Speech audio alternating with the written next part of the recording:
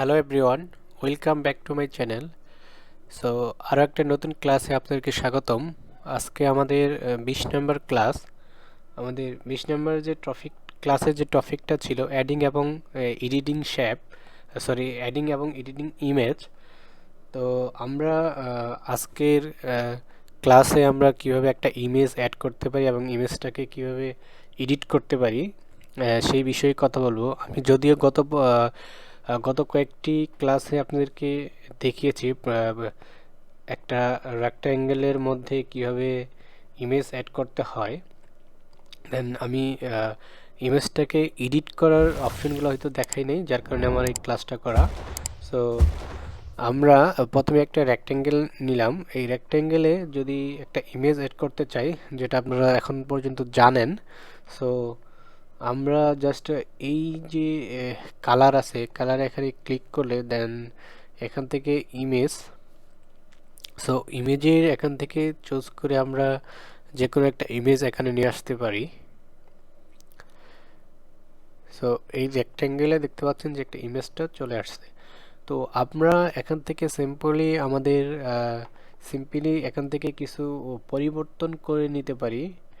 আপনার এখান থেকে এই লাইট এদিকে দিলে ব্রাইটনেস কমবে, এদিকে দিলে ব্রাইটনেস বাড়বে। সো এখান থেকে কনস্ট্রাক্ট আপনার এখান থেকে এটাকে পরিবর্তন করতে পারেন। সো এখানে যে অপশনগুলো আছে আপনারা সেই অপশনগুলো ইউজ করে ইমেজটাকে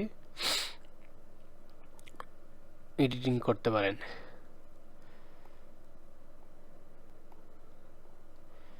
সো এখানে এই অপশনের রোটেট, আপনারা এটাকে ইমেজটাকে রোটেট করতে পারেন এখান থেকে। দেন তারপরে যে এখানে যে অপশনগুলো আছে দেখতে পাচ্ছেন যে ফিট, এটার মাধ্যমে আপনারা এই ইমেজটাকে আপনার যে রেক্ট্যাঙ্গেল আছে রেক্ট্যাঙ্গেলে পুরো ইমেজটাকে ফিট করতে পারেন। সো তারপর ক্রপ, আপনার চাইলে ইমেজটাকে এখান থেকে যে অংশটুকু আপনার প্রয়োজন সেই অংশটুকু এখান থেকে কেটে নিতে পারেন। সো সেই অংশটুকু আপনার এখান থেকে ক্রপ করে নিতে পারেন। দেন তারপর যে অপশনটা আছে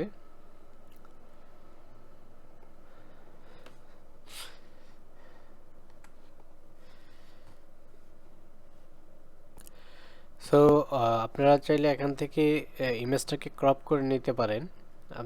আপনারা যে ইমেজের যে অংশটুকু দরকার সেই অংশটুকু আপনার এখান থেকে ক্রপ করে নিতে পারেন। দেন আমি যদি এখান থেকে এন্টার বাটনে ক্লিক করব, দেখবেন আপনার ইমেজটুকু কেটে গেছে। সো এটাকে আপনারা এখানে দেখতে পাচ্ছেন যে যদি আমি যেতটুকু অংশ ক্রপ করেছি, আমি যদি এই অংশটুকু ক্রপ করে এখানে বাকিটুকু রিমুভ করে দেই, দেন আমার যদি আবার সেই পুরো ইমেজটা প্রয়োজন হয় যে আমি সেই ইমেজটা আবার পুরোটাই নিব, বা আমি আর একটু অংশ এখান থেকে কেটে ফেলবো, বা আমার আর একটু অংশ কেটে ফেলা অংশ হচ্ছে ক্রপ করা অংশটুকু আমি এখানে আনবো, দেন আপনি ইমেজটাকে ডাবল ক্লিক করলে দেখতে পারবেন যে এখান থেকে যদি আপনি এটাকে মুভ করেন বা সাইজ বড় করে নেন, সেক্ষেত্রে আপনি অংশটুকু কিন্তু আরও বেড়ে যাবে। সো ইমেজ এডিটিং এবং হেডিং ক্লাস এই পর্যন্তই।